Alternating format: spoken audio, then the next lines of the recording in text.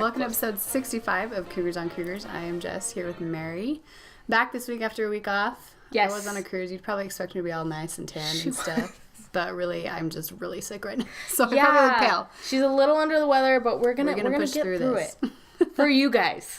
Just for you. We're going to start with our notable quotable, as always. And it was tweeted out by Elijah Bryant, but it comes from a book called Never Eat Alone by Keith Ferrazzi. It says, people with low tolerance for risks, whose behavior is guided by fear, have low propensity for success. Don't be afraid to take risks, is, I think, how we say it in layman's terms, right? Don't guide your behavior by fear. Right. Sure. First things up, we are going to talk to Aaron Gordon at USO Sports. He is an NFL agent. And yeah, we just had big draft weekend, so... Yep. So we wanted to talk to him about what he does and kind of what that weekend's like and maybe how BYU guys did. Yes, here's that. All right, it is following draft weekend, and we are lucky enough to be joined by Aaron Gordon, who is at Aaron Gordon26 on Twitter, who is an attorney by day, NFL agent by night. Am I getting this right? Yes. He works for USO Sports, who some names you might recognize that have come out of there. Well, they represent like all of our coaches. So Gennaro Guilford, Reno Mahe, Steve Clark. But they've also worked with Ammon Olsen and Graham Rowley this year. So we'll get to that in a little bit. But Aaron, why don't you start by give us the 30-second rundown of what your NFL agent job is like.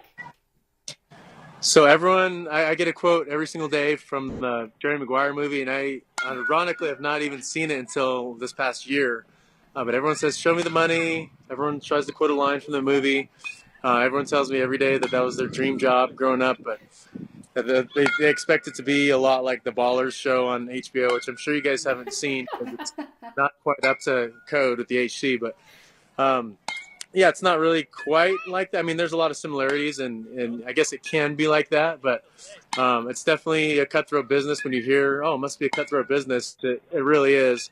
But what I do is I represent the players contractually with the NFL teams, and I try to place them, try to make sure that they get a legit shot, and then also from a marketing standpoint and appearances and endorsements, stuff like that, I try to secure and obtain work like that to get the guys extra money and you kind of negotiate signing bonus, stuff like that.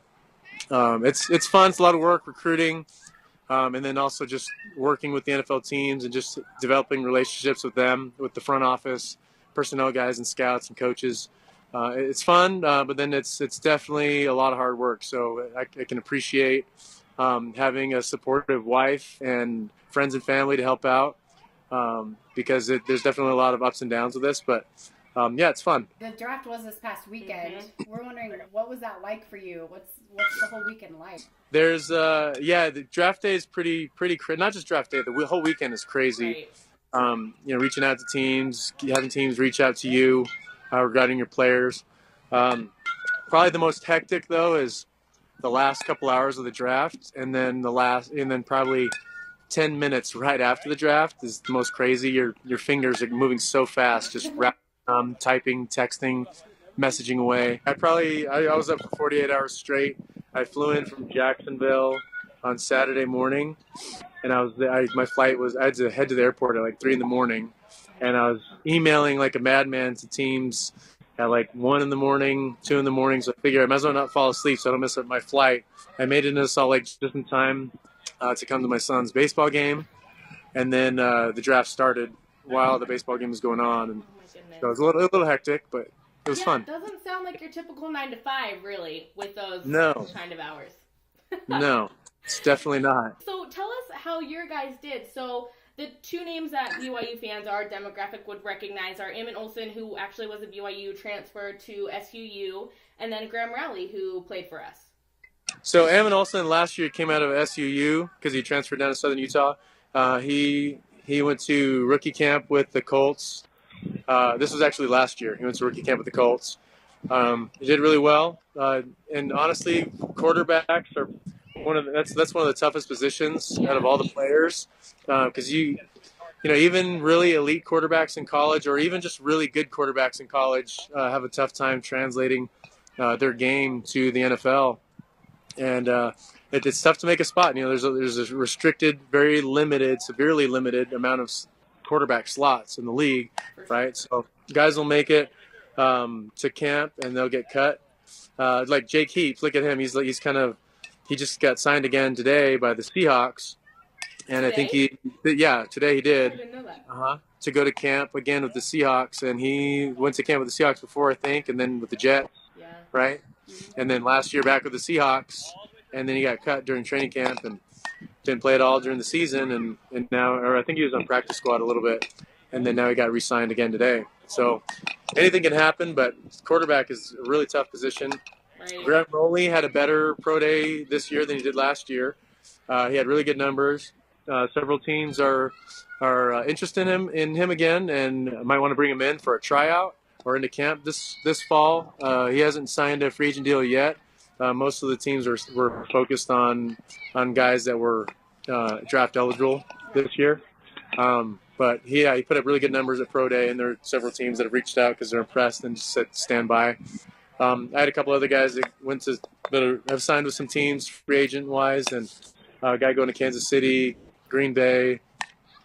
Speaking of Green Bay, we got Jamal Williams and Taysom Hill. Green Bay. Awesome. Yeah, that is the place to be. I'm stoked for Jamal Williams. He's a stud. I've known him for 4 years. Taysom, good for him. I knew it'd be tough to see him get drafted just based on his injury history.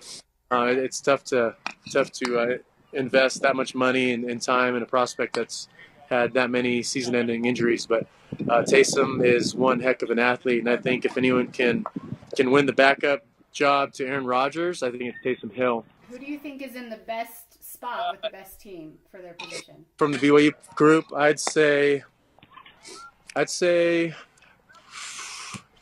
Harvey Longy. I mean, it's easy to say that. Either him or Kai Nakua with the Browns. I mean, the entire Browns roster, each position is open for the controversy and open for up for grabs. So I think Kai has a good shot. I think Harvey kind of fits the Patriot mold, and I think Belichick can kind of utilize his skills and kind of develop him into the player position where he wants him. And I think he could thrive there as long as he can pick up and comprehend the schemes. And I think he'd do fine up there. But I mean, he still has to make the 53-man roster. Right now it's 90, so they're going to make a lot of cuts between now and the start of the season. So anything can happen. That one thing I've learned in this, though, to expect the unexpected and that anything can happen. Check out usosports.com. Yes, please. And follow Aaron. Thanks, Aaron.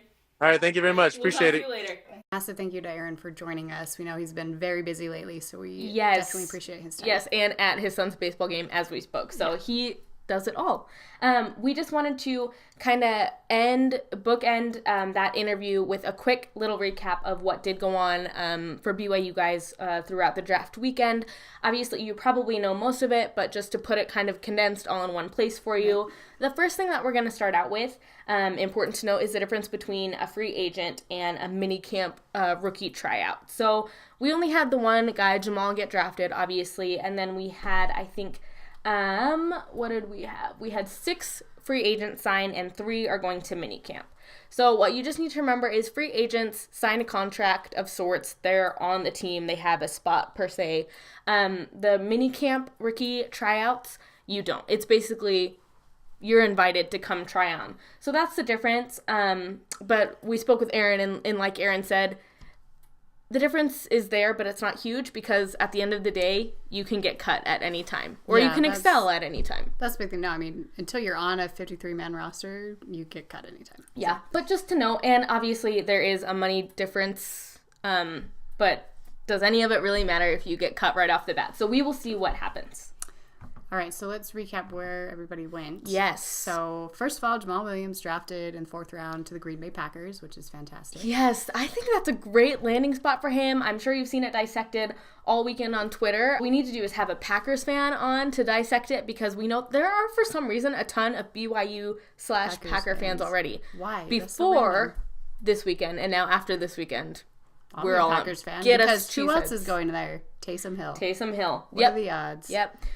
So Taysom, not drafted, free agent. What other free agents are we looking at? Harvey Longy signed a free agent deal with the Patriots. Kai Nakua with the Cleveland Browns. Mike Davis with the LA Chargers. Sai Tautu with the Saints. Algie Brown with the Seahawks. And then we have our mini camp guys. Yes, so there were 3 mini camp guys. Nick Kurtz is going to try out for the Raiders. Andrew Idy is going to try out for the 49ers. And Brad Wilcox for the Saints. So there are your 10 guys. There were 10 BYU guys that landed on roster. Some of them great fits. So that's kind of where everyone landed. Let us know your thoughts. We'll put up this graphic by BYU Sports Nation that kind of has pictures of where they all landed. And we'll try to keep you updated as things progress. Yep, who gets cut, who doesn't. Maybe someone else will get signed, but that's where we are at preliminarily. Time for a 3 things segment. We haven't done this for a while, but we wanted to talk about 3 things that we're going to miss about Davin Gwynn, Stephen Bayo, and Jamal Aites, who are all leaving the BYU basketball team. I know, off-season's always hard. As soon as the season ends, we always get news like this, it's tough. And I feel like we're fragile after the Eric draft news, and then to have this is just like trying not to have a panic attack. But it's also exciting. Get some new faces. We didn't know Stephen at all last year, so it's kind of fun. Zach is coming back, Zach is coming back, Zach is coming back. That's my motto. That's right. There you go. So Davin, we've heard, is going to not play basketball next year and probably go to law school. Yeah. And then Stephen and Jamal will both be transferring somewhere that is unknown as a bit. We should say that I think that Stephen and Davin were the ones who did have their scholarships pulled.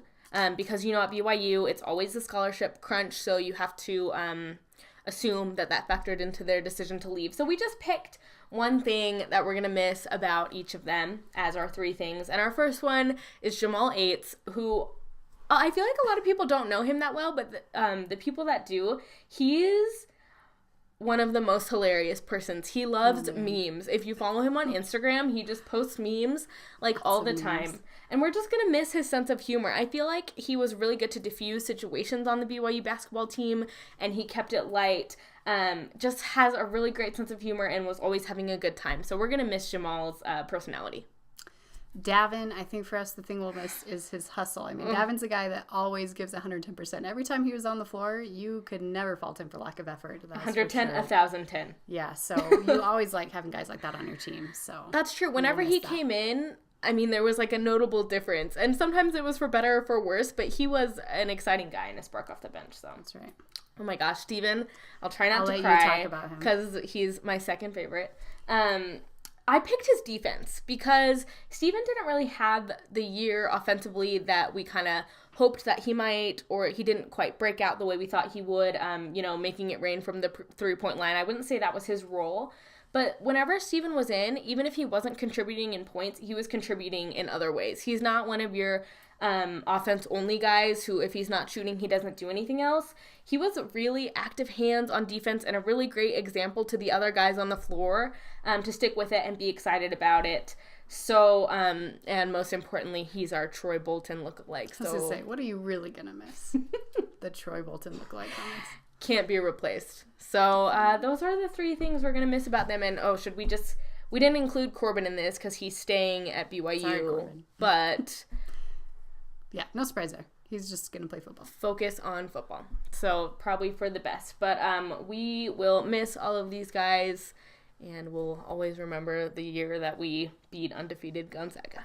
Time for Talk of the Town, which, as you can imagine, is loaded, and we do start with some more stuff from the NFL draft because it was a big weekend.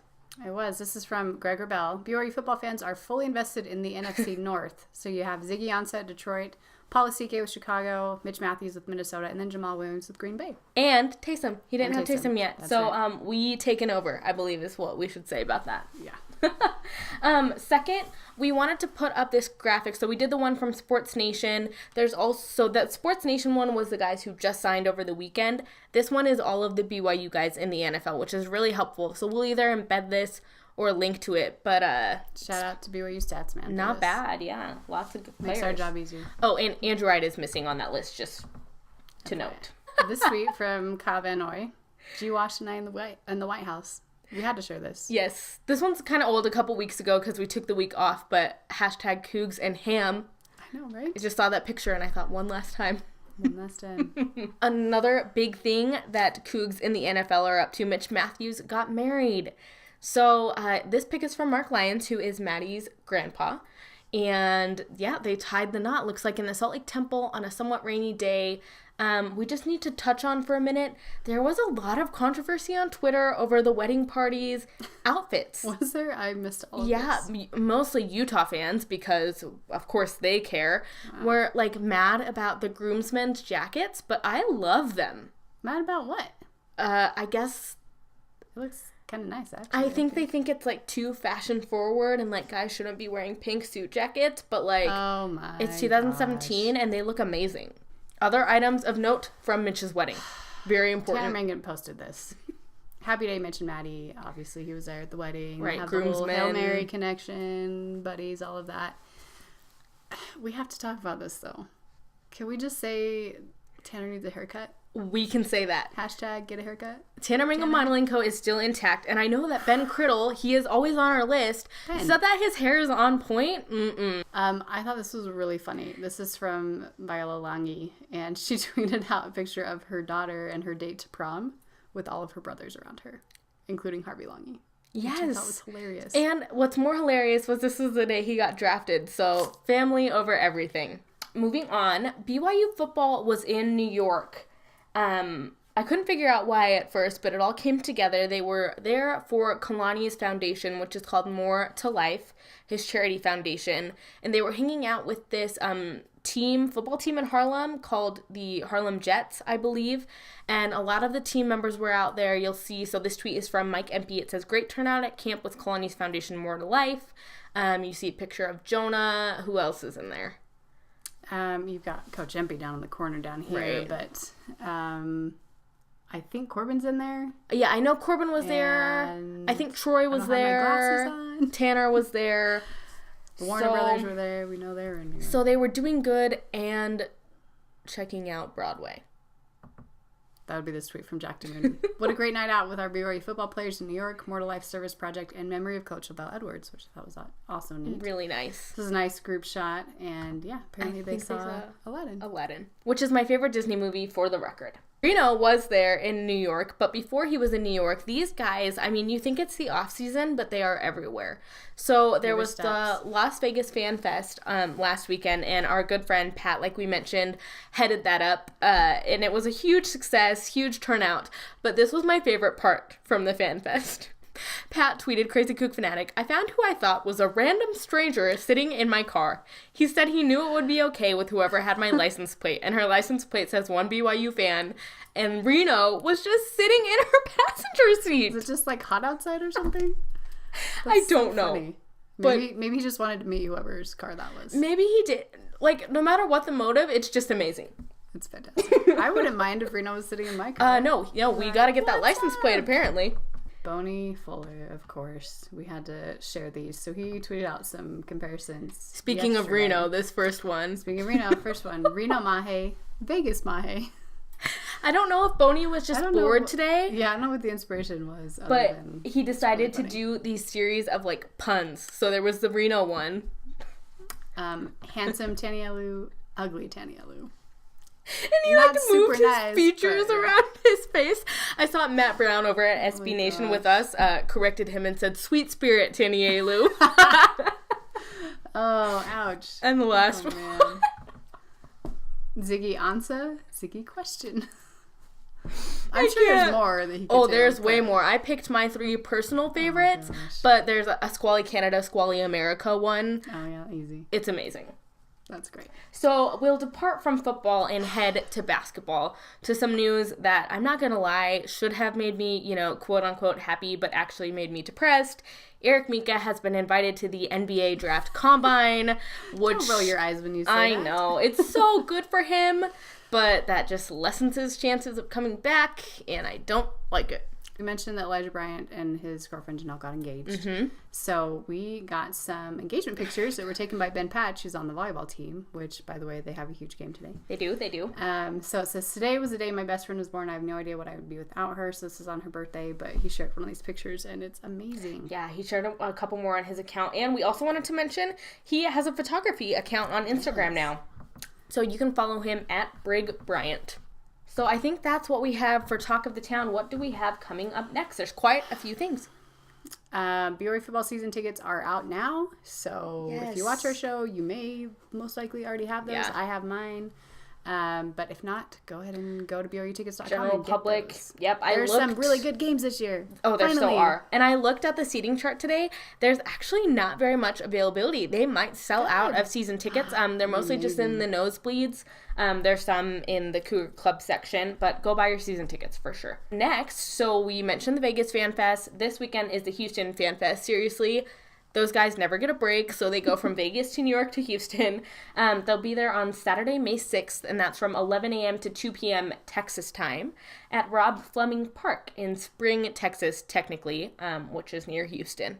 And then they will follow that up with a fireside on Sunday, May 7th, and that begins at 5 p.m. Look at the BYU football account for details on that if you can attend. If you go to that live tweet it. Yeah, we'd love to have a Cougs in correspondence with someone who attends one of these fan fests. So let us know if you want to do that. For sure.